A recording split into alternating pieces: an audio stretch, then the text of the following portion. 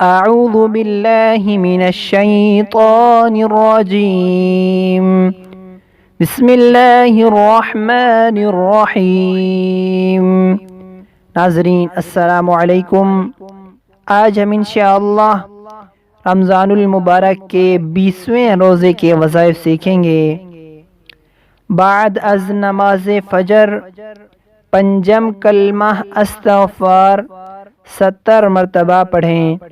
نماز فجر کے بعد پانچواں کلمہ استغفار 70 مرتبہ پڑھیں۔ بعد از نماز ظہر 7 سلام 17 مرتبہ پڑھیں۔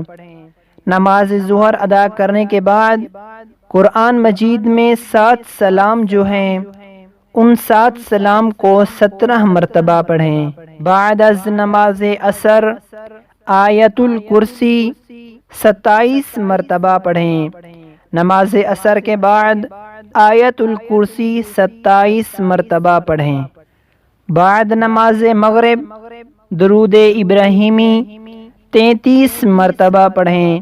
نماز مغرب ادا کرنے کے بعد درود ابراہیمی 33 مرتبہ پڑھیں۔ بعد نماز عشاء صلاۃ الحاجت 4 رکعت نفل 1 مرتبہ پڑھیں۔